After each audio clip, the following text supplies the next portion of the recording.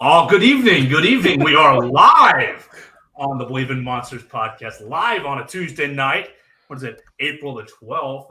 And we are out here ready to get talking about some Bears off season. Welcome into the Believe in Monsters podcast.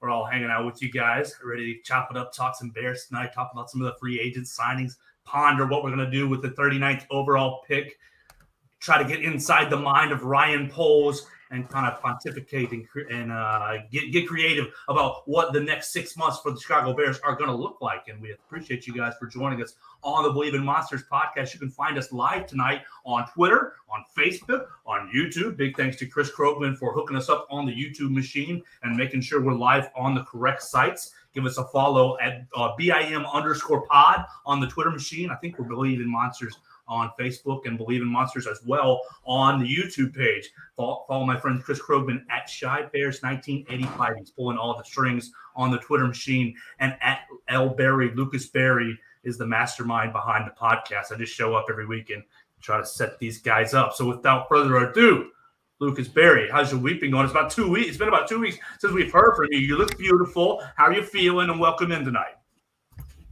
Yeah, it's been a little bit. Happy to be live again. Finally, it's been way more than 2 weeks since we went live. It's been good. Been prepping for the NFL draft. You know, at this point, I think everyone's getting to the point where it's like draft overload. Just kind of want to be there now. You know, 2 weeks away. But there are a lot of good resources out there. If you haven't been keeping up with it, there's still plenty of time to get caught up. You know, a site I like is NFLDraftBuzz.com. Huge database of prospects, the whole 9 yards. If you're a subscriber to The Athletic, Dane Brugler put out his Beast, which is basically everything you need to know about every single prospect in this year's draft. You could probably find out what foods they like, what high schools they went to, all kinds of info you don't need. But that is an insane piece of work, and I recommend checking it out. But Chris, before we dive into the Bears talk, how you doing tonight, man? Lucas, I am doing awesome tonight.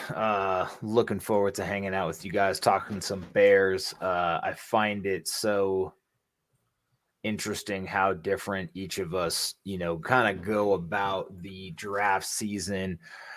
In my younger years before children and all of that, I used to spend a lot of time getting to know a lot of prospects. At one point was, grinding tape and looking at, different websites and trying to find as many videos on guys just to get a feel for people and see if I had, an eye for talent, I guess is what it came down to.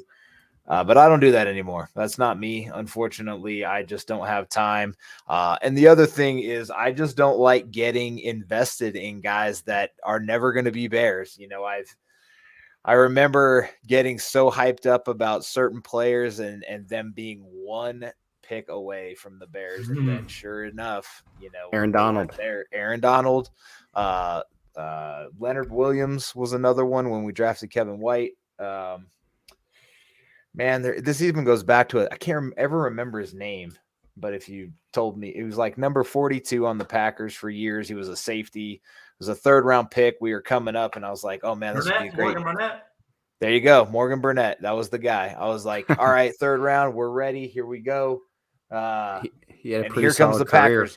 Jumped right in front of us and took him, and that was disappointing. And then, guys that I got excited about, that we actually did end up, now they turned out to be garbage. Anthony Miller is a good one that I was like, we traded up, and I remember I was giving my son a bath and watching the draft on my phone, and I'm like screaming in the hall bathroom, just like, yes, and fuck, it was terrible. People were so hyped about that Bears draft. They were very excited, and None of them are there. The worst thing you can do is watch the YouTube highlights, because just like every player looks incredible in them. Just like, I think literally Anthony Miller, his YouTube highlights, like almost every person in the comments said, yeah, this dude is the next Antonio Brown. Like his highlights, like, yeah, it's just like, sold, do not, for sure. Don't fall into that trap. He was playing, and I don't even, what conference is Memphis even in anymore? What is it called? The Conference USA, I think. All American CUSA or something. Yeah, didn't they change the name of it? Well, now I would trust Joe. Joe knows. Yeah, with the football. kind of the Big East kind of dissolved into the American Athletic Conference in football, and I believe they're part of that as well. But I'm right; I was right there with you. I traded a lot of value away in my dynasty league to get Anthony Miller because of those videos, which now a lot of my fantasy football buddies make fun of me for. It serves as a great lesson to exactly what you said, Luke. Not fall in love with the highlight tape. We see it kind of personally on my side watching recruits. Oh, this guy's going to be the next great. You just got to give them some time, and we got to see how draft classes are better evaluated 1 or 2 years down the road. But we can still get excited about them right here tonight on the Believe in Monsters podcast. Yeah, Joe, but you fell into that with Najee Harris, man. You were telling me about his high school tape in California. You're like, oh my God, bro, this is the guy. This is going to be better than Trent Richardson, better than King Henry, and he is. Well, we're not there yet. We're not there yet. But he looked pretty sexy in his first year. But back to the Bears, I'm geeked up for the draft. Once the draft happens, I will. It's funny because I won't do any research pre-draft. I won't have a clue who these prospects are other than what you guys tell me. And then come draft night, I'm like, hey, let's draft this guy because you guys have told me, hey, this is a decent prospector. We had Joe DeLeon on the show a few weeks ago, and he told us about a few prospects, and that's literally the only guys I know about. And when we drafted Fields, I was beyond pumped up. So plus, with the way Pace has been trading away picks the last few years, it's not like we had seconds and thirds to be excited about anyway. But Guess who was one of the first places to have the Bears mocking the Bears drafting Fields? BIM, baby. We had Usaid on. Joe was with me. In our situation, we traded up with the Miami Dolphins, landed Fields, but didn't quite happen that way, but we had him. That was our guy. So that was you're only 2 picks off, right? Because Miami was 9th or 7th maybe, and they took him at 11. They had 2 picks last year? Well, they took Waddle at 7. They moved back from 3 to 7, right? Because the 49ers traded up with them, and then they traded. They made a lot of jumps in the first round, in and out of up and down to try to maximize that value at the top of that first round. Yeah, I don't know. A lot of our other picks weren't right in our mock draft, but we had Fields, which I was proud of. I know. I'll say. Oh, I'm sorry. I was going to say, just in my personal mock draft, which I always do one per year for fun, I think I got the first 9 or 10 picks right. It was probably the most insane run I've ever had. On which iteration, Lucas? Because I'm guessing you've probably done a good 30 or 40 already. Huh? No, it was my final one, dude. It was my final one. On iteration, 40.55, I got 9 picks in a row right, which that's awesome, dude. Any pick, any mock you can get that amount right is awesome. You should have thrown some money on those, dude. Is what you should have done. Yeah. I thought there was no chance of it happening. But what's funny about this year's draft is just we don't even know who's going number 1 yet. Last year, the first. I thought it was that tackle. I thought that tackle was they're talking about they've been tossing around 2 of the other pass rushers about possibly going. Avon Walker. Walker. There's a lot of trading back. There's nobody that's going to trade back with or trade up with them though. Yeah, I don't know. It's just this year is kind of a crapshoot. It's interesting. Normally that first pick is locked in and you know who it's going to be. It'll be interesting. I've seen Evan Neal, that big tackle you're talking about, go anywhere from 1 to 8. So it's just, I don't know. This year is interesting. The fact that the Bears don't have a first-round pick, I honestly haven't really been paying attention to the top prospects. One thing that I found interesting, I'm sorry. No, you're good. Okay. One thing that I found interesting for the Bears drafts over the last maybe 3, 4, at least during the Pace tenure, and we're turning a page here, so it's going to be a little contrast this year. But the last couple of years, we've been able to identify a huge need for the Bears. And so, like, we've been able to kind of predict, we were able to predict the David Montgomery pick that we kind of had nailed down to 2 or 3 running backs that might be in that range. And we kind of were able to prepare ourselves for David Montgomery in what was that, the 3rd round at that point. And then we were able to kind of predict the Roquan Smith to draft because of how we were able to predict, the first 7 or 8 picks at that point.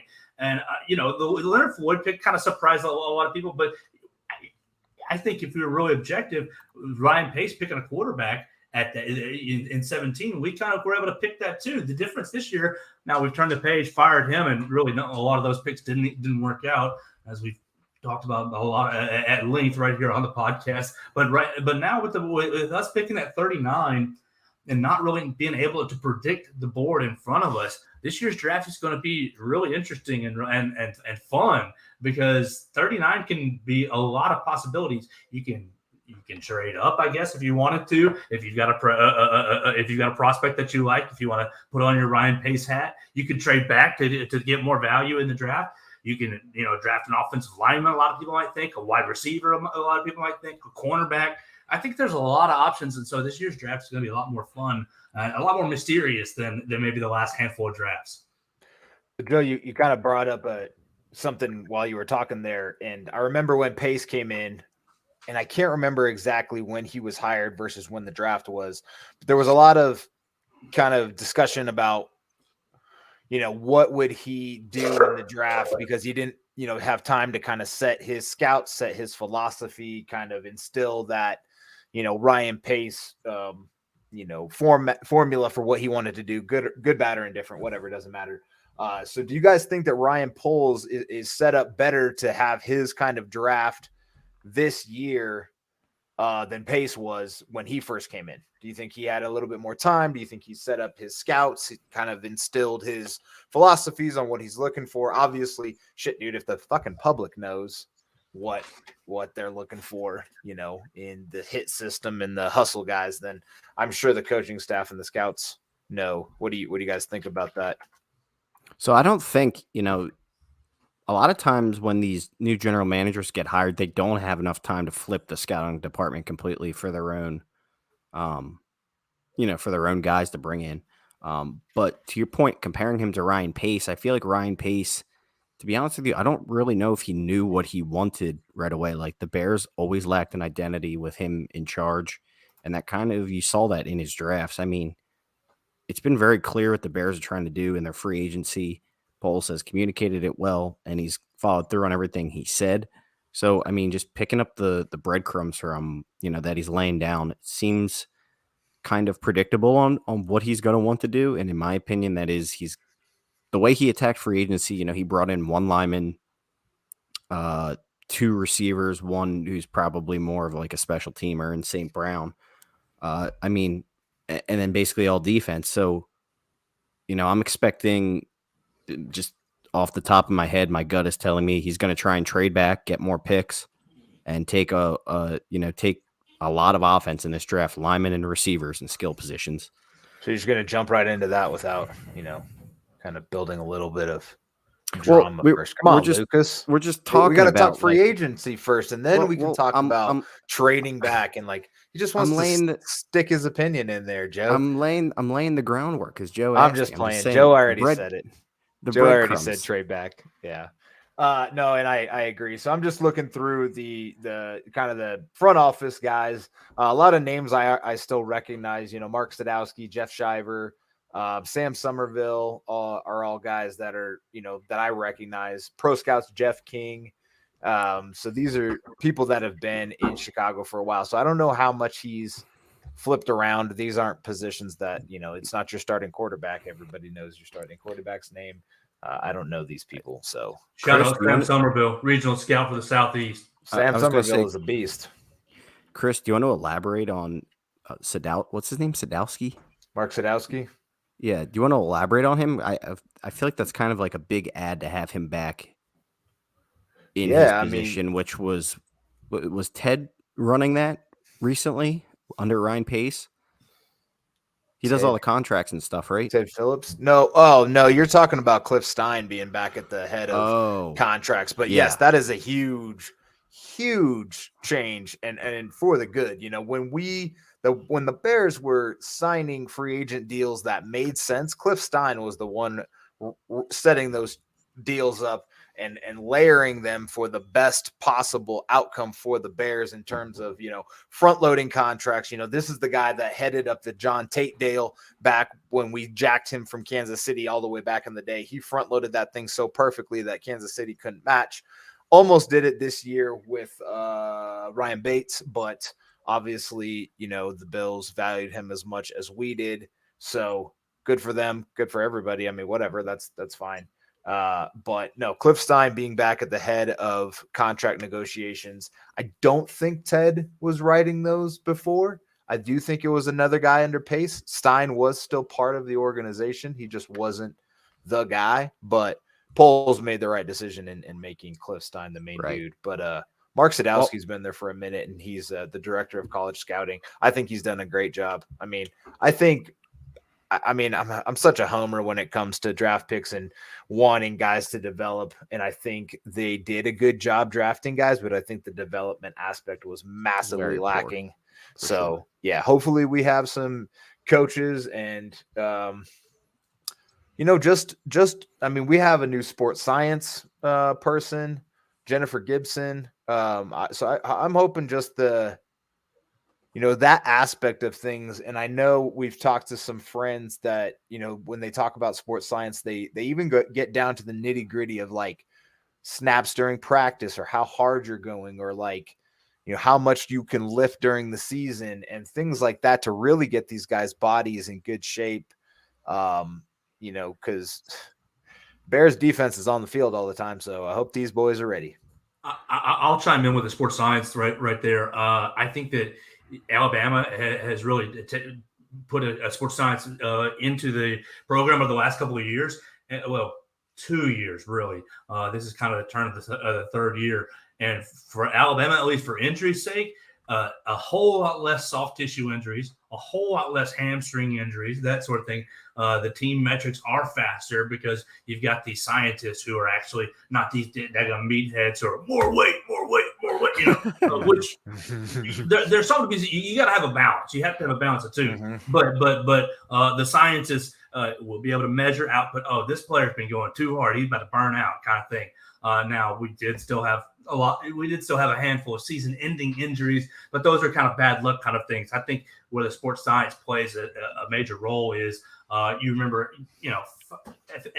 Allen Robinson with his hammy was always spotty.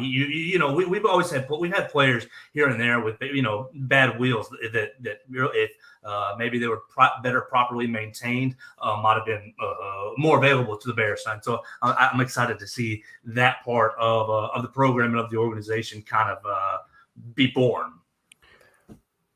Well, I thought Andre Tucker, just from an athletic trainer standpoint, I think he came in 2-3 years ago. They had a horrible string of injuries. Yep, and Ryan Pace replaced everybody. And Andre Tucker's done a great job as the head athletic trainer, not only from an injury aspect, but he did a great job with COVID and getting the facility prepped and everything like that. So I think those guys matter, those positions matter. So to see Poles come in and really pay attention to that kind of thing is a positive note. So I'm excited that, you've seen a difference in Alabama because like the only hamstring injury I can remember last year was Monty, and the dude came back with he came back insanely fast. Like a day. Like he was fine. It was like Tuesday and they're like, yeah, he could probably practice or he could probably play next week. And it was just nuts. But people were worried about that because that looked like a nasty injury when it happened. But I was going to say an underrated or not really thought about aspect of sports science that just popped was, Eberflus can use his hits principle, like how much effort, he can use this to measure effort in practice. How much effort are you giving? How much are you running? What is your average speed? Stuff like that. So that'll be interesting. We probably really won't see. You won't really see that firsthand. You might see some videos here and there, but you could definitely use sports science in that aspect to kind of track your practices. But we're kind of going off the rails here. let's kind of backtrack. I the enjoyed that contracts. conversation. I Yeah, enjoyed that that was- conversation that was about fun. all things all over the place. And we started in a good spot, and it wasn't a complete rabbit hole. It was a head of operations, and We're it was talking about the a whole Bears. organizational overview. And the folks want to know that we're into sports science now, so you're welcome, audience. But yeah, let's get back on these free agent signings. I know we talked a lot about the guys we had signed. Do you guys want to give an overall recap of everybody we've done, or how would you like to? Yeah, I Joe can't remember the Gaither's got dates it. and- Joe Gaither's Gaither's got it. all We haven't been on. We haven't been on probably in 2 weeks. So I'll just start right after Equinemius St. Brown. That's going to be a fun name to say this year. They signed Lucas Patrick, Equinemius St. Brown, and Justin Jones, all on the 18th of January, February, March. All right. So on the 20th, we signed Byron Pringle, a nice little wide receiver, to a 1-year deal. We re-signed our friend DeAndre Houston Carson to a 1-year deal. We went out and found Al-Quadin Muhammad to a 2-year contract. I believe he comes from the Colts. We got a fullback back on the roster, Kyrie Blasingame, 1-year deal. Outside linebacker Dakota Dozier, 1-year contract. Trevor Simeon signed him away from the Saints for a 2-year contract.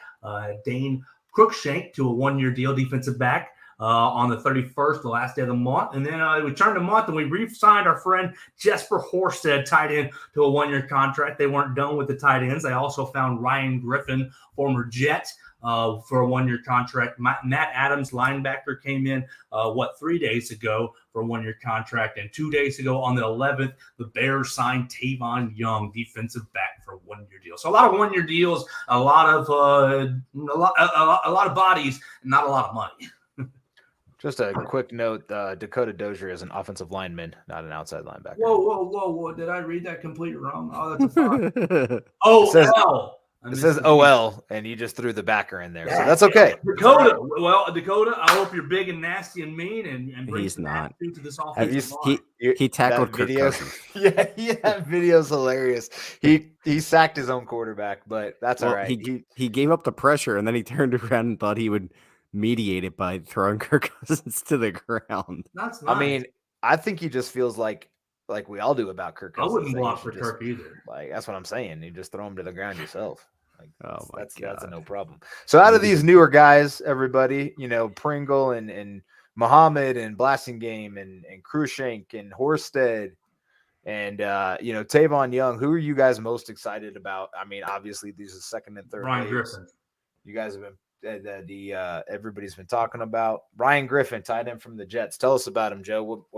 What's he get you geeked up about him? I mean, he's a big tight end. He's a big target. Is he better than Horsted? Probably not. He's probably about the same. I mean, he's better than Horsted. He's been in the league. Okay, how long has he been in the league for you? He's been with the Jets. He's been with the Titans, right? I remember a lot. I remember him always being like people's breakout tight end. They're like, "Oh yeah, this is the year Ryan Griffin's gonna have a big year." Okay, no time with the Titans. Is he related to Peter Griffin at all? He's been in the league since 2013. His big brother Peter Griffin, funny guy. Maybe we'll get a great guy, a great comedian in the locker room.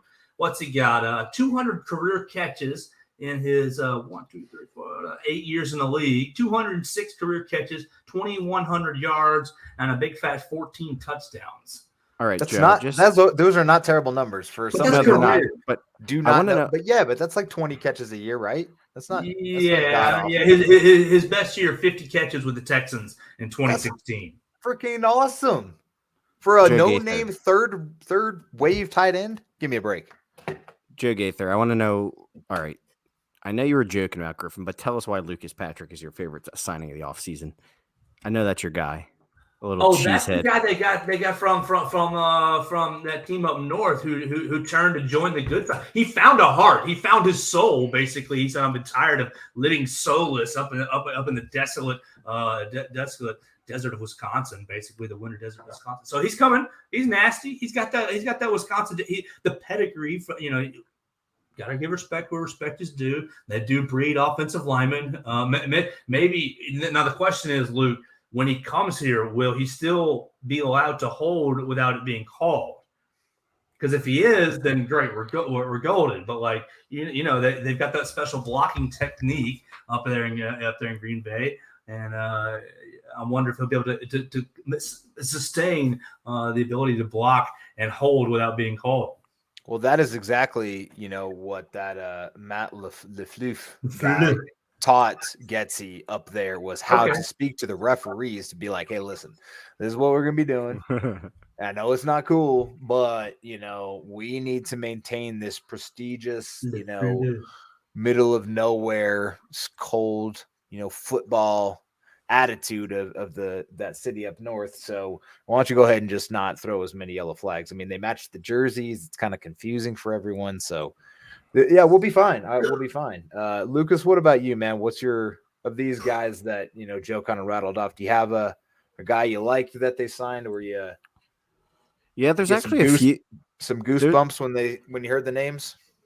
There's a few on this list. I mean, I think Pringle is probably the easiest one, just because I feel like he's always been buried on the depth chart in Kansas City, and he's kind of he'll be getting an elevated role here. So, we'll see what he can do with it, but he gives great effort. He's fast as hell. Be a great fit for Justin Fields. So I'm really, excited to see him out there in action. But I'm not, that's kind of the meatball pick. I think a lot of people are excited for Pringle. I think that was a good signing, good value. My pick is going to be Dane Cruikshank from the Titans. He's kind of thrived in his little role there in Tennessee. They would bring him in to shut down opposing teams' tight ends. He shut down some big ones, George Kittle being one of them. He's a hard hitter, plays with a lot of effort. And I feel like he could be a solid sign and get some really solid snaps for the Bears, kind of plugs a hole for a year. And that's the thing about all these one-year contracts is, like, some of these guys you hope will stick and you can sign them to a longer-term extension if they, prove they can ball this year. So, he's one guy I'm keeping an eye on, and I think he'll fit into this Eberflus defense nicely. Yeah, so I mean, I like the Tavon Young signing. Hopefully he can stay healthy. They needed to add that cornerback spot. But my pick will be the Al-Quadin Muhammad pick. I think, him being an Eberflus guy, came into the NFL in 2016 as a 6th-round pick by the Saints. He, is an early down run defender. Last year he had a career high of 6 sacks and 13 quarterback hits. So I think he'll, that's solid. 13. Do okay filling the roles for sure. Solid player. I mean, he's probably a B grade free agent signing, B plus potentially. Just he's a low key guy, second, third wave, like we've been saying, like Ryan Poles has been saying.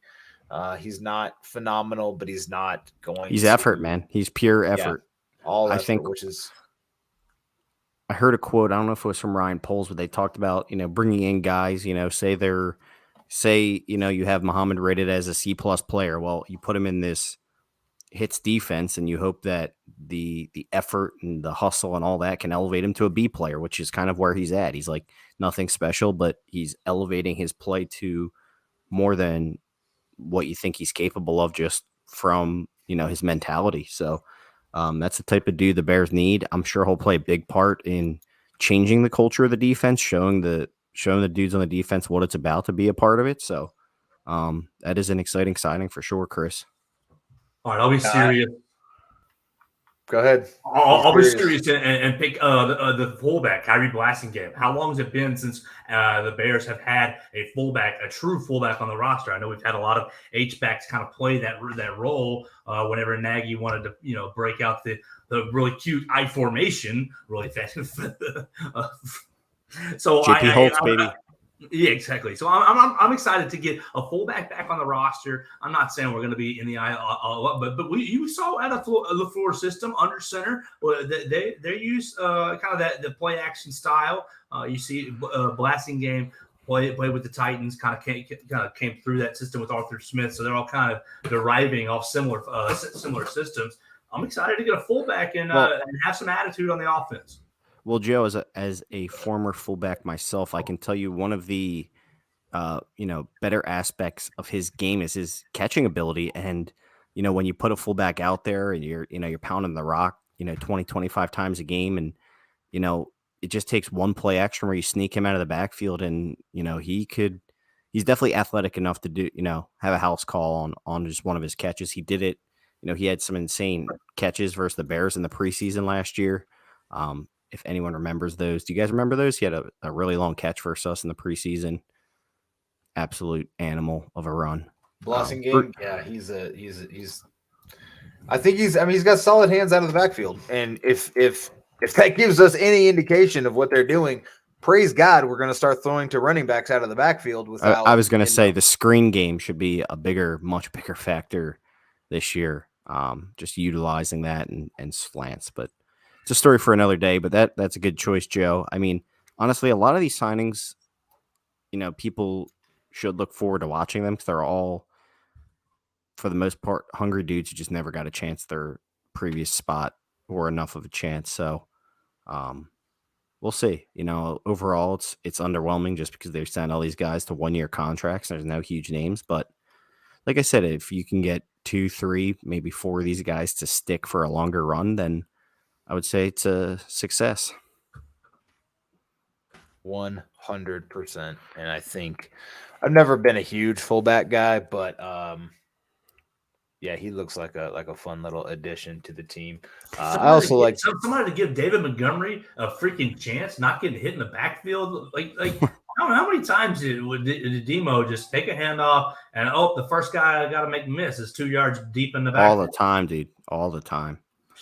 Well, while we're speaking of that, how do you guys feel about Poles' kind of just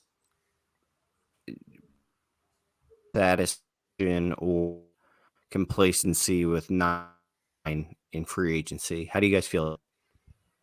You cut out a lot there, Lucas. Sorry. I said, how do you guys feel about Ryan Poles' complacency of adding O-line in free agency?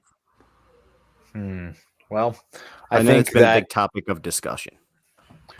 Yeah, I understand that, and Twitter GMs will, bark at everything, and they all know, when guys are valuable additions to the team and they're not washed up and they fit the scheme and they fit the locker room and everything like that. Well, they're not building this team. Ryan Poles is, so that's his choice. And if he doesn't feel like the guys that are still out there, Eric Flowers or what other random names we've heard thrown around on Bears Twitter, then Trey he's Turner. not going to pick him up. Trey Turner, that was your guy. That was a guy. I mean, he's out there. I mean, I wouldn't be mad if we added him, but like I also said, I'm not going to cry if we don't. So I think Poles is going to look for guys in the drafts, probably early, or, some of the guys, they haven't brought in a whole lot of offensive linemen on, visits. So hopefully they saw a lot of guys on the draft or during the combine that they liked, and they had some interviews with them there. And if they don't draft any offensive linemen, then it's going to be a big, what's happening? I mean, I kind of think they almost have to take 1, maybe even 2 linemen at this point in the draft. But, how risky of a proposition is that to say, I'm going to draft a rookie lineman early and expect him to start and be a contributor right away? Is that too lofty of an expectation? Is that putting Fields in danger? Or do you think that's given Poles and Cunningham's background, do you expect them to be able to make that pick and make this the correct decision? Well, I am more confident in Ryan Poles identifying offensive linemen than I am Ryan Pace. And to your first kind of point of discussion, how do we feel about not really spending on a lot of offensive linemen?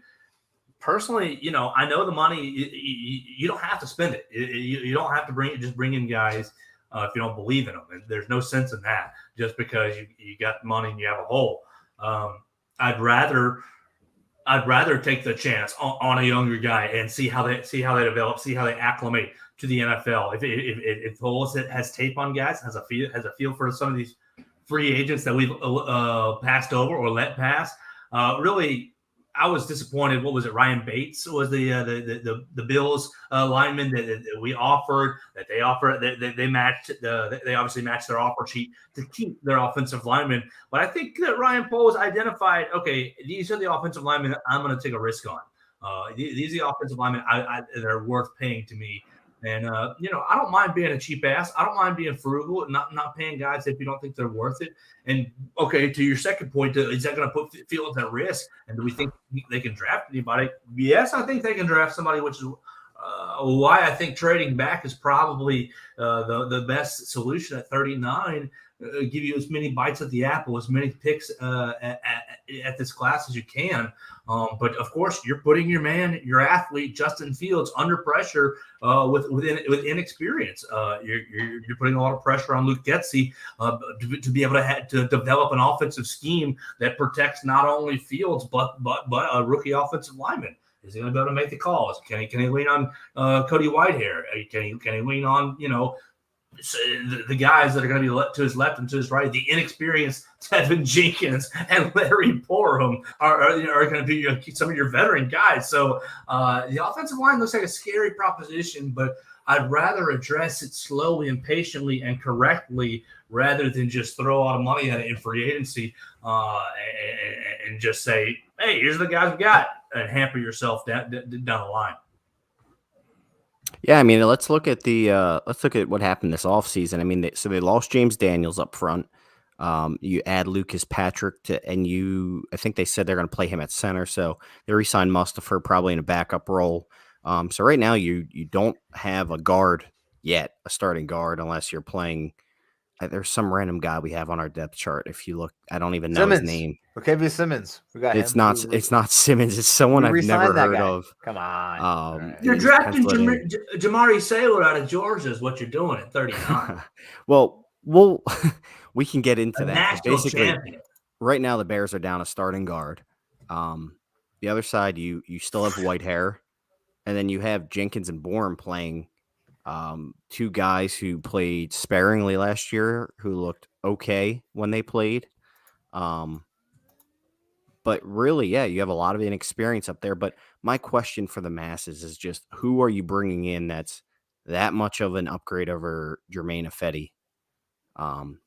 Outside of Taron Armstead, who plays 12 games a year, and you're going to pay an arm and a leg. Exactly, and by the end of his contract, he'll be way out of what the Bears are doing. I mean, I don't know. There's a lot of lateral steps you could have taken, but you probably would have got the same output you would have got out of like Ifedi and whoever else you're plugging in there. Kyle Long. He's only 33. Well, can I address just one more thing, Luke? Like, what these fans need to realize, you're talking about fans on Twitter, and you're more plugged in with those guys.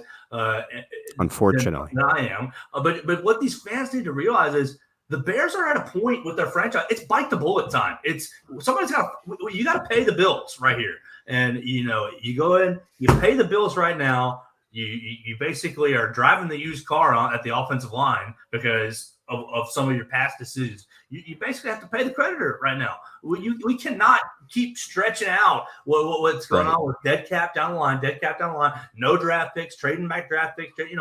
At some point you just have to fucking pay the price. And that's what we have to do right now. You have to pay the price.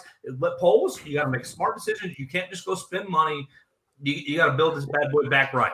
Well, that's the thing, Joe. Is just like build America back right. You were gonna have to overpay for mediocre level players to stopgap this offensive line, but that's just the endless cycle the Bears have been in for how many years, just because they haven't been able to draft linemen well or not willing to take them early, at least in the Ryan Pace era. Did he even take one lineman? James Daniels, anyone else? Did he take anyone else?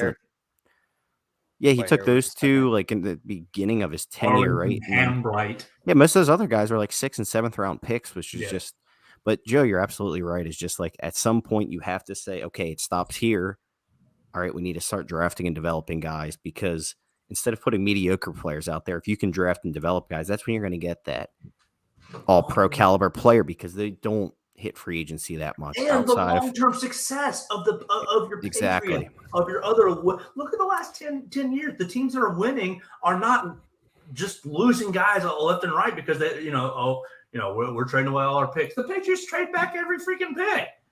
Like, I'm not saying that's exactly what you do, but there are pieces to take from some of these winning franchises that have been winning for a long time. You just got to examine yourself, look in the mirror, and realize, where we actually are. So I think the other thing is, like, and this might not be up to date because I think Spot Track might be off because it still has Ryan Bates is available. But, like, there's guys still there that are probably still going to be there post-draft. I don't know if Eric Flowers or Trey Turner or Billy Price have signed, but, they're still on the available free agent list, and it could be wrong, but there's still going to be Jermaine Ifedi level talent guys available after the draft. So if you aren't able to land some of the guys you want, or if something, God forbid, happens, then there are guys still out there. You don't need to have a coronary because they're not picking up your free agent or any free agent, and you want to light a candle and pray for Justin. Like, dude, just stop, bro. So you guys want to get into the draft a little bit and talk about 39 and 48? Absolutely. But before we dive into that, we talked about this earlier.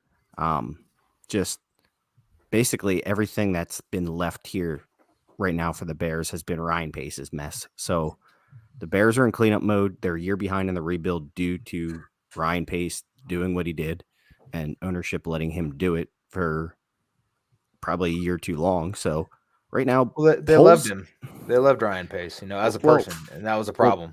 People don't want to. He's a lovable guy.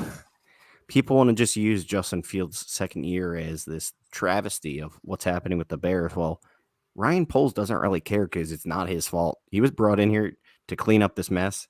And if you don't think he communicated the plan with ownership about this before, you're out of your mind. I'm sure he told them everything that was going to happen. And really, if Justin Fields fails, he's just going to point the finger and say, that's not my guy, not my problem. I'll trade him away for assets. Not saying that he's hoping for that, but that's what I would. I mean, I wouldn't hope for it, but I'd say, if he another year or two down the line, he's not working out, trade his ass away for a third-round pick. Trade his ass away. A third? Ooh, Joseph. What were you going to say, Chris? This is hypothetical. Just talking out of his ears. Justin Fields is the man. I mean, he is the man, but your point said, like, we basically brought in a new boss to look at the books, and he said, "Oh shit, you got a lot of red here. We got to do something about this." Like, my point basically Joe Gaither dropping financial terms on our viewers. No, but you got a beautiful asset in your franchise, Justin Fields, who looks great, but like, he is a beautiful man. I agree, gorgeous. Right. Vegetarian. I don't get that. I like. Did you see him at the Blackhawks game in the Blackhawks sweater? Gorgeous. It's a good looking color. It's a good looking jersey. Justin looks good. And I hope he's in Chicago for a long time. Yeah. We all want him to be successful.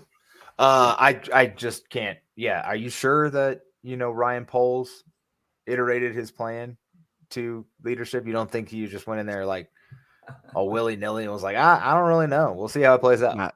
No, he lied to them in his interview, and he said, oh, yeah, I'm going to sign Brandon Sheriff and Taron Armstead and the best center available, and he told him that and just spent no money now. And well, I think he's he's like probably about as tall as Joel Embiid, so he probably gave him a old trust the process. Worst case scenario, we'll suit up Ryan Poles and throw him out there at right guard. Sold 36, man. That's not much different than dude. Richie Incognito is 38, so I don't really see the problem in that. I mean, maybe that is the plan, Exactly. To your point, everybody wants this. Let the draft play out. Yeah, come on. Chris was exactly right. Like 3 minutes ago, saying there's going to be more players available after the draft, and even guys that we don't even see on the free agency list now. There's going to be other teams that take a first round center, guard, tackle that are like, okay, now this, $10 million a year guard doesn't look so good. We have this other guy. And hey, one man's trash is another man's treasure. Maybe maybe there's a team out there that has a power guard or has a zone guard and they're moving to a power system and they can be like, okay, Bears, you can have this dude. We're looking for more of a power system than a zone system. And here we are, we're off and running. So I trust the process, trust the guys that they put in charge. I know that's hard to swallow with George McCaskey being the one to captain the ship, but if you're a fan, Sweet I think Virginia. you got to have some optimism. You can't. I mean, there's going to be plenty of things this year to be upset about. We're Just gonna. trust Sweet Virginia. She's the secretary of the director of the board of directors, and like, surprised that that's her role as the secretary. And I know it's not getting coffee anymore. That means a lot more nowadays, and it's probably more administrative assistant than secretary. But that's her role. That's her title. She's It's Queen kind of a Bee. trip. Queen Bee, and she is healthy now. She's all bounced back from whatever she had. So 100 That's true. They never really disclosed that, did they? Crip. nah. Ryan Poles is protecting her. He's her left tackle. He's her left tackle. Well, speaking of Ryan Poles, let's dive into the draft here. I mean, the Bears have 2 picks now that they have 39, which is their second round pick. First round pick last year obviously went to Justin Fields. And then they have the second round pick they acquired in the Khalil Mack trade. Is that 48 or 49? 48 there.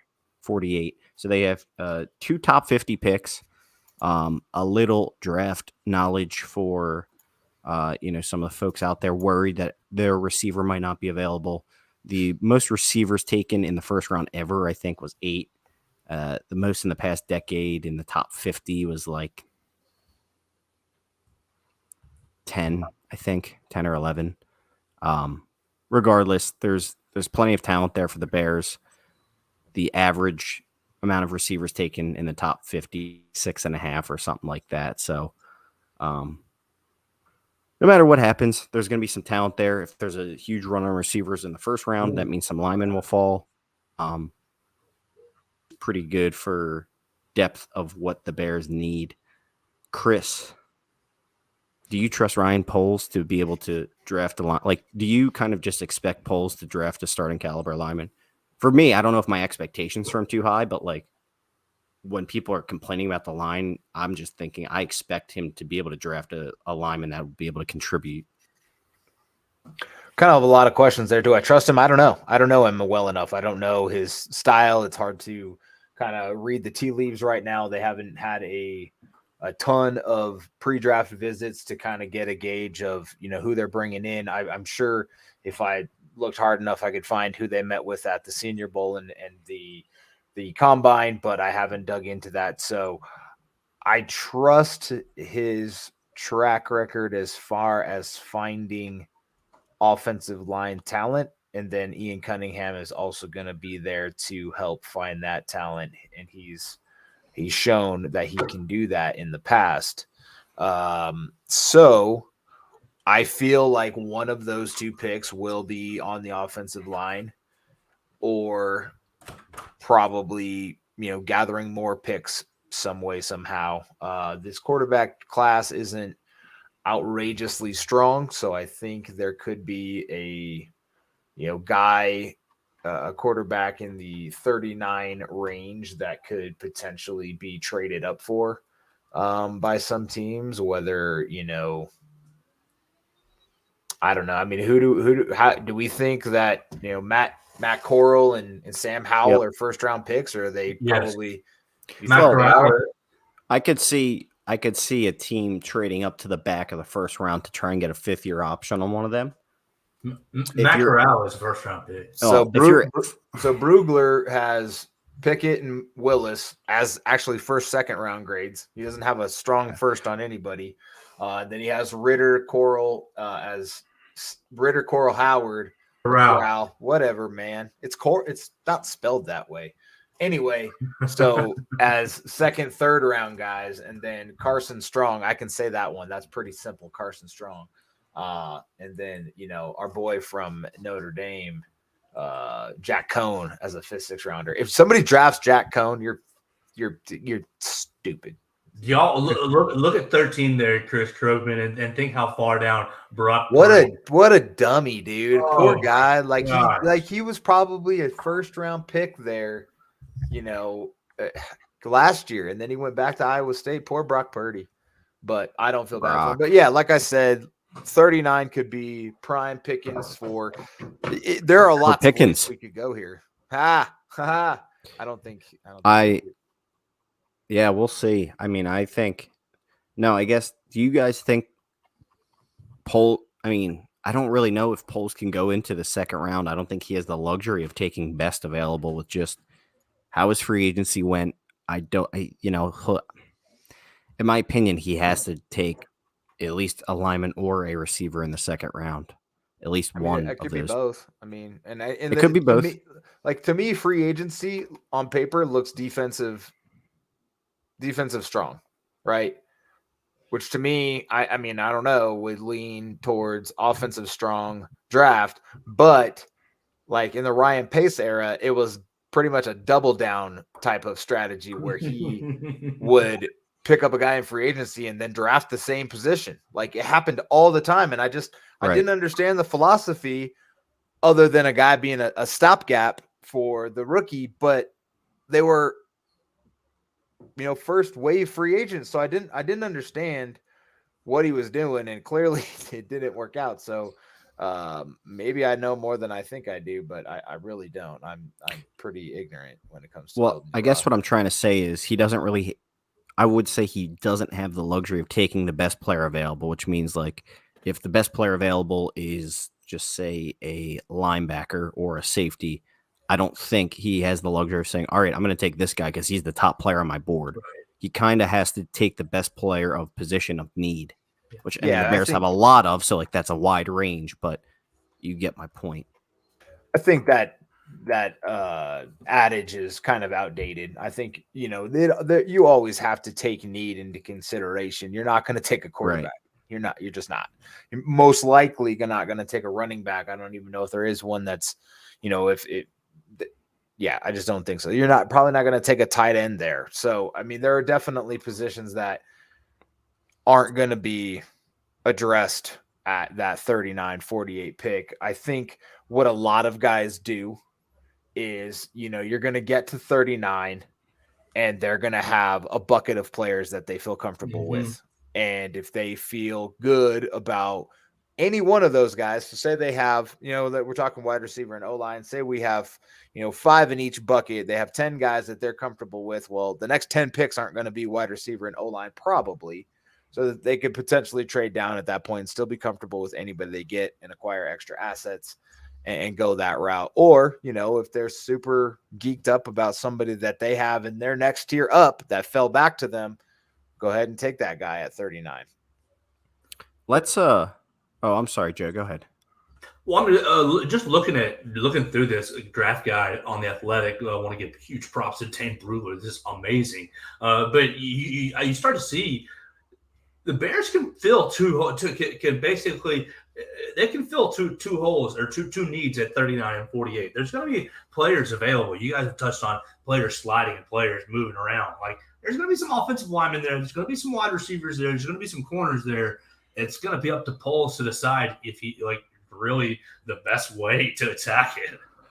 Well, I was going to ask, let's go through our possible scenarios here at 39. We'll just say, or actually with our first two picks, it could be either or, because I think both could be used.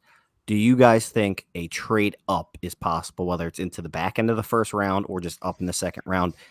Is it possible? Is it give me a percentage of how much you think that would happen? A trade up. 5%.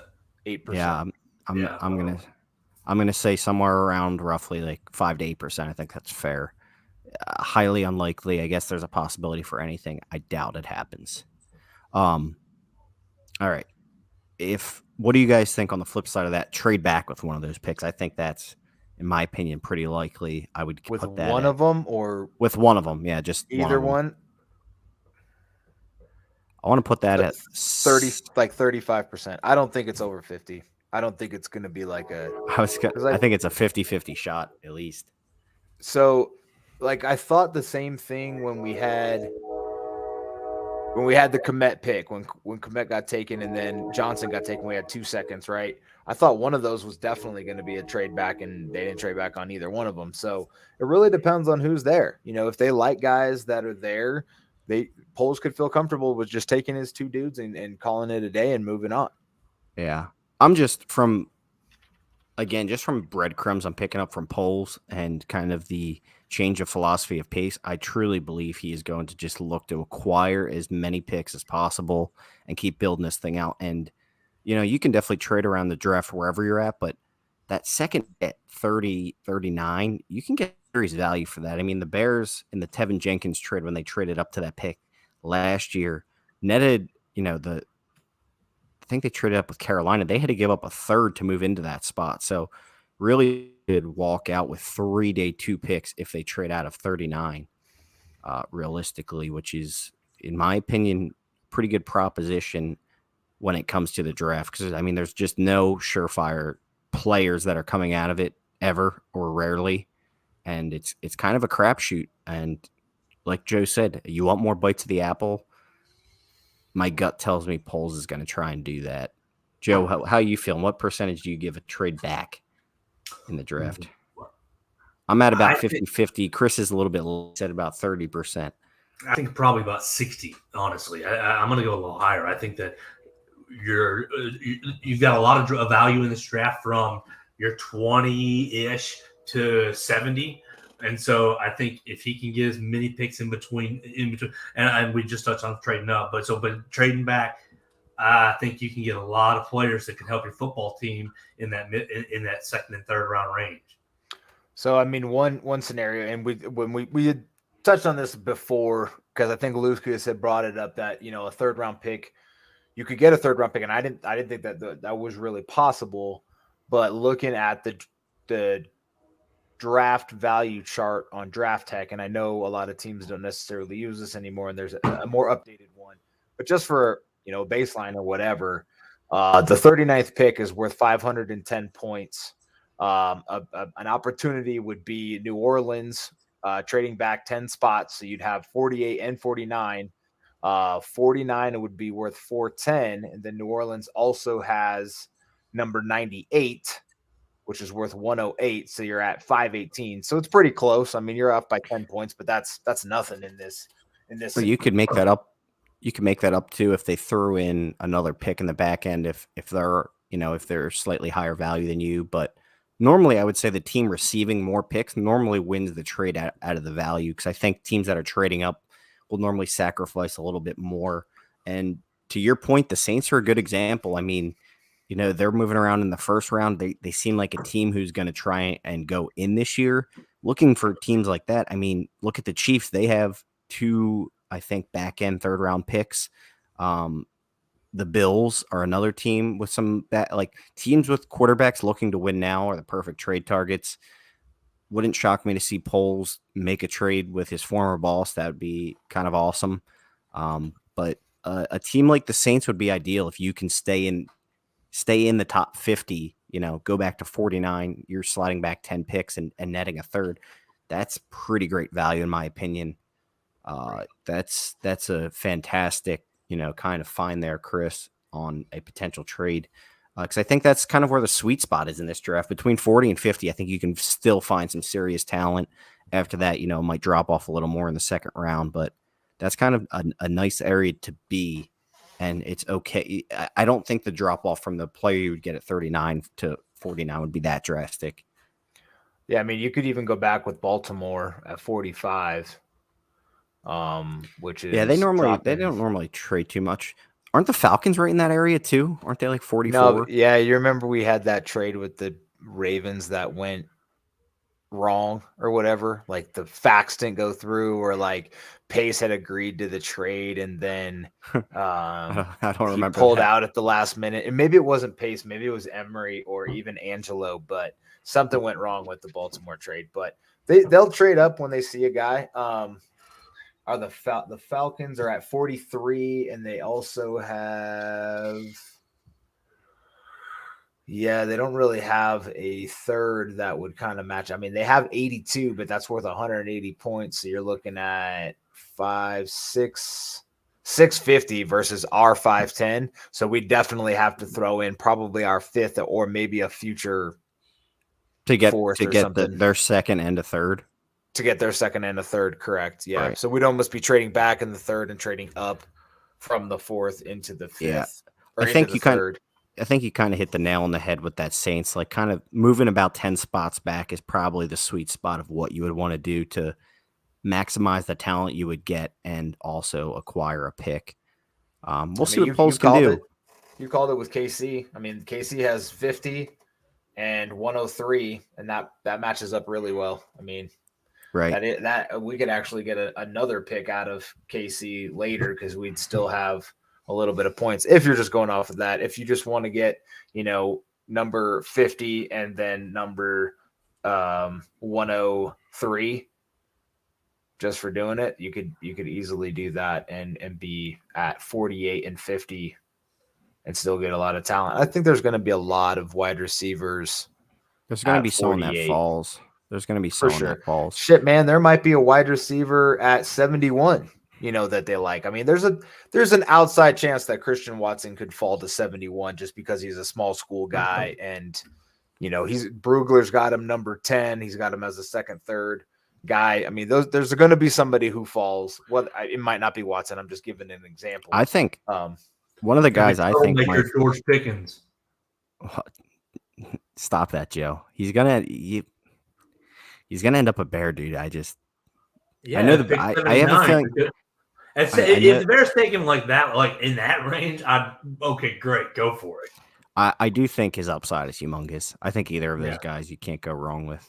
Someone made a good point about Christian Watson too. Is like, not to dive too far into the prospects here. We'll do that more in our mock draft, but Christian Watson is more of like a raw athlete type wide receiver. In a kind of rebuilding season with the Bears, it's going to give him that room to grow, as he develops into the player he needs to be in the NFL. So it's not like he needs to go out there and dominate right away. Like, it's going to give him room on a receiving core where he's going to get opportunities to kind of grow with the team, which I think is pretty cool. So, I'm sure Ryan has a few guys on his list that says, hey, if they're there at 30, that I'm taking them. And there's always guys who first round, so we'll see who they are. Joe, I know I would not be shocked if Treylon Burks falls pretty far down the first round, if not out of the first round. I could see it.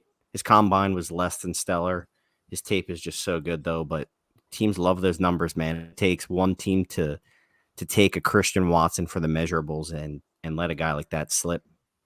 The Bears have brought Burks in for a visit. Yeah. And Watson, if we're calling him out. But yeah, Brugler has that shit, man. I'm like, words are escaping me now. Burks at 5 and then Watson at 10. So, I mean, yeah, definitely two guys. You got your boy David Bell at 13. No. I love David Bell. Oh, give me some David Bell, bro. Please. No. He's that guy, dude. Listen. I don't care if you think he's Allen Robinson. That's a fine comp. He's not. As long as he's an Allen Robinson that tries hard, which from what I remember in watching him smoke Notre Dame, he tried pretty goddamn hard. So I know this isn't everything, but I was looking into the relative athletic scores of some of these guys, and most of these guys who have had bad combines, they normally what they lack in speed, they make up for in agility. And just David Bell has none of it. He just, like, Allen Robinson had like a 40-inch vertical leap. Like, he could jump through the freaking sky. David Bell has a terrible vertical. He's basically everything. There's nothing from his workout that gives you any kind of hope that he'll be able to separate at the next level or even just break away. I don't know. I have no faith in David Bell at the next level. Yeah, but he's a physical force, man. He doesn't drop the goddamn ball. Neither does Pickens. And he's a good person. Which counteracts your Pickens comment. Slimeball Pickens. 17 100-yard receiving performances in 29 games for Mr. David Bell. I will not hop on the David Bell bandwagon. You don't have to, but if they could take him in like the 4th, I would take Mechie. No, but I'd rather have a Mechie. Yeah, if Mechie's there in the 4th, but that's like probably not. I would take if they traded back to the 3rd and they took a receiver in the 2nd. I would double back and take Mechie in the 3rd if he was still there.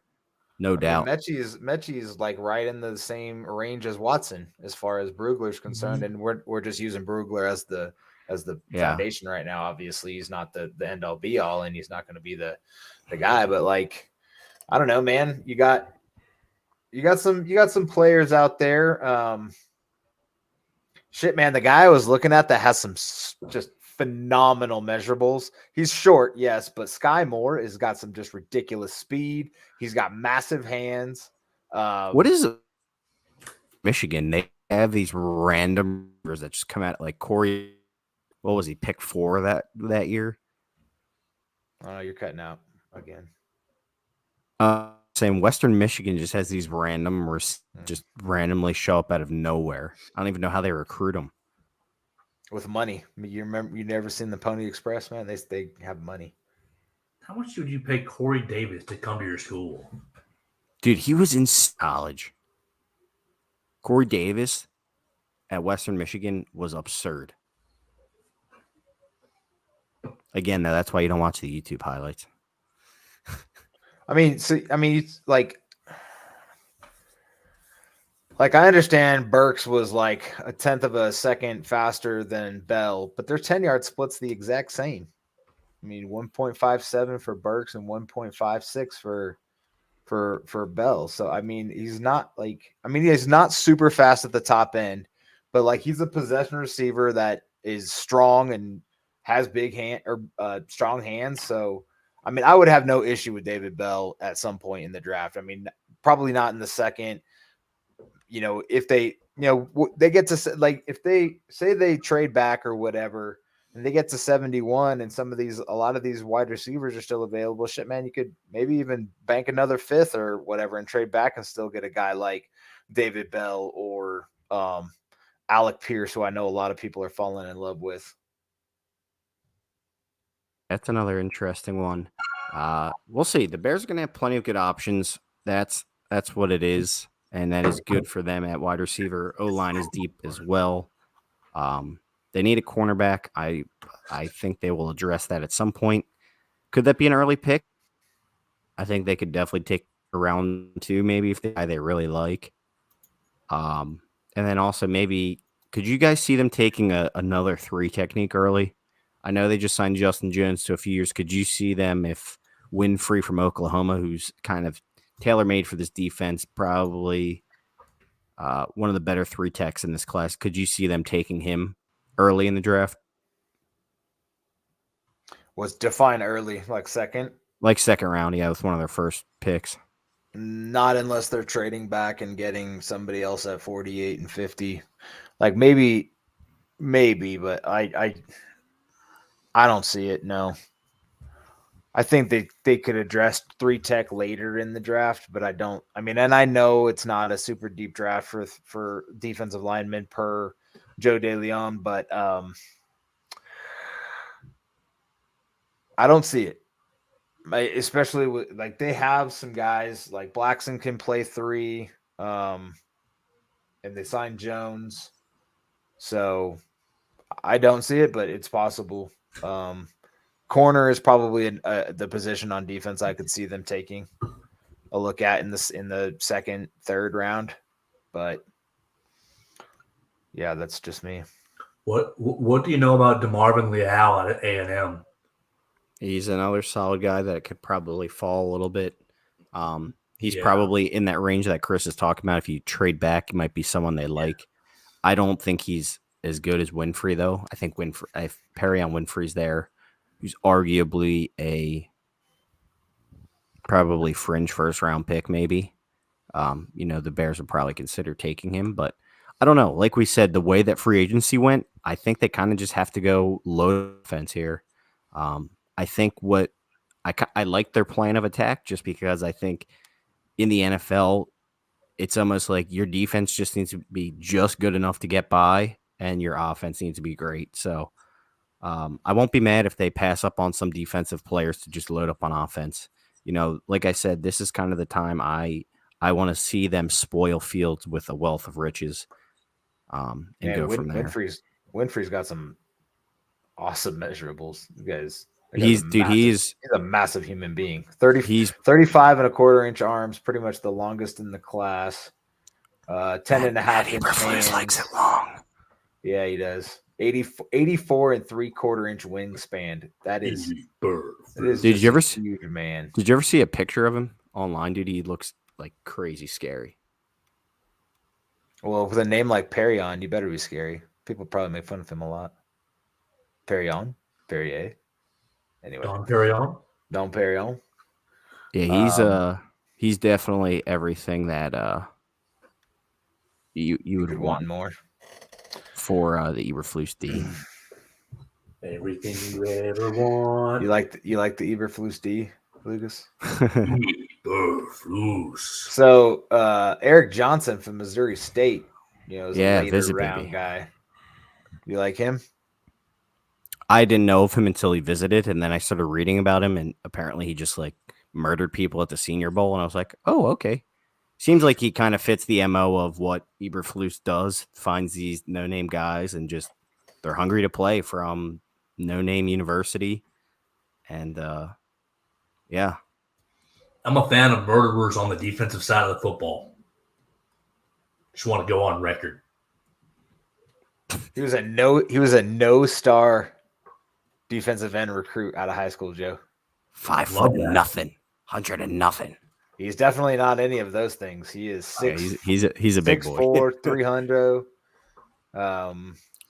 He was born the year I graduated. That's just gross. He's a 5-year starter. Chris, while you're looking at that list, do you want to rattle off the names you're looking at of who visited the Bears so far? And then sure, we'll dive into some more draft talk next week, about an hour into it now, on the Believe in Monsters podcast. Follow us on Twitter at BIM_pod. Chris Krogman, who do you got? So they had Mr. Brian Asamoah, linebacker from Oklahoma. That was a private workout.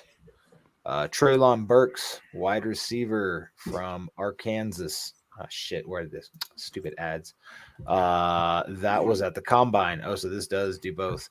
They had Kirby Joseph, safety from Illinois. He's a local guy, so that's a private workout. Vederian Lowe, offensive tackle from Illinois. That was at the Combine. Chris Oladokun, quarterback, South Dakota State, private workout. That's interesting. Asezi Otomeo, I probably butchered that. Otomeo, defensive end from Minnesota, private workout. Khalil Shakir, wide receiver, Boise State. I love him. Earlier.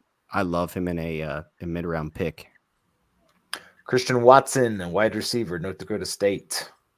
And then this is the most interesting one for me, is Malik Willis, quarterback from Liberty. That was at the Combine. So they didn't really go out of their way to talk to him. They brought in some more guys the past few days, too. That's the only ones listed on the site I'm on. I was trying to find some more. I know yesterday they talked to Thornton, the speedster from Baylor, who almost set the Combine record. He did actually set the Combine record until the official time came out, and he was just a few milliseconds off. And they met up with someone else as well. The name is blanking me right now. Internet is being slow. Okay, so Asamoah. Chig Okunwo from tight end from Maryland. Oh, Kenyon that's right. Green, offensive lineman from Texas A&M. That is a guy who's a potential first-round pick, but if the first round falls the way we would like it to, he could fall out of the first round, and that would be for the Bears. Tyquan Thornton, mentioned out of Baylor. Jalen Naylor, wide receiver from Michigan State. Daniel Hardy from Montana State. He's an edge. Eric Johnson from Missouri State, the man we just mentioned. He's not a boy anymore. He's a man. 5-year starter. Oh, they met with another quarterback, too, from South Dakota State. That's what I said. You weren't listening? Man. What's his name? Something else. Yeah. All right. Well, the Bears met with 2 keys and multiple wide receivers.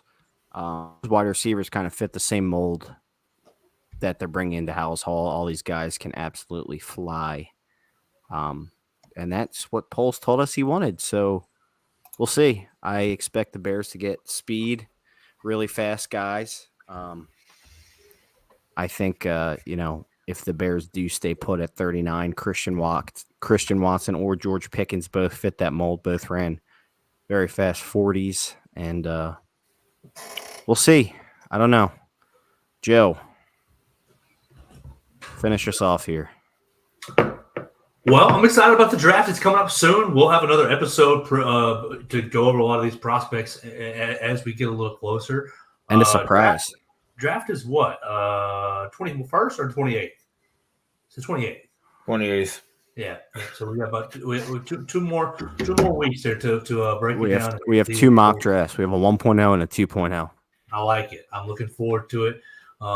Honestly, I'll close it off just with a thought. I really like what Ryan Poles has done in his initial time as general manager. I know that everybody wants to go sign the big free agent and have fun and get excited about next year, but I meant what I said earlier. I think it's time for the Bears as a franchise to pay the price of trying to go for it over the last 3 or 4 or 5 years and not really pulling that off. Well, there's a price to pay, and I think it's time that we pay that and let Poles go ahead and get that all out of the way and set his own culture and set his own kind of agenda with Eberflus. And I'm looking forward to seeing what happens. So that's kind of you ready to sing, Lucas?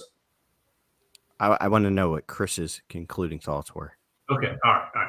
Well, let's hear Chris's concluding thoughts because I'm sure he's gonna put them more eloquently than I did. You said it well, Joe. I do like what Poles is doing. I'm excited for this developmental staff to take over the reins of bringing in some of the talent that I think Poles is going to find. I'm curious to see what Poles is going to do in the later rounds. We got a lot of holes for Poles to fill, and we definitely need to do that. So if that's the eloquence you were looking for from me, ain't happening tonight, my friends. So let's fill some holes with Poles. Lucas, take us home, friend. Sing it up. Well, before I did sing, I just wanted to take a solemn moment to say rest in peace to Dwayne Haskins. What happened last week was absolutely horrendously awful and tragic, obviously. And, it's just, you never know when your last moments could be. Haskins was he's younger than me. I mean, it's crazy down there training with Mitch and all them guys. And next thing you know, this happens. It's just terrible. And, wish the best for his family and his wife. I don't know if he had a kid or not, but, just thoughts with their family. And, these guys are more than just athletes. We all have to remember that. Definitely super sad. Chase Claypool seemed very broken up about it, and what a tragic accident to run out of gas and then go to get it and get hit by a large truck. That's very, very scary, very sad for his family, his parents and siblings and whatnot. So prayers up to the Haskins family, and way to end on such a positive note there, Lucas. We really appreciate it. I'm sorry, I had to say it, man. We should have opened with that. We're terrible hosts. We're sorry, Steeler Nation. Lucas and I both have ties to Steeler Nation. Whether that's a good, bad, or indifferent. We do love our family members that love the Steelers. So it is a sad thing. And I was actually, it's got interesting ties to the Steelers, right? With having Mitch go there, but I was kind of curious hoping Dwayne Haskins got a shot at one point with them, being the heir to Ben Roethlisberger, but sadly won't have that opportunity. Sing us the song, Joseph. Bear down, Chicago Bears, make every play clear the way to victory. Bear down, Chicago Bears, put up a fight with the might so fearlessly. We'll never forget the way you thrilled the nation with your T formation. Bear down, Chicago Bears, and let them know why you're wearing the crown. You're the pride and joy of Illinois, Chicago Bears. Bear down. Beautifully done.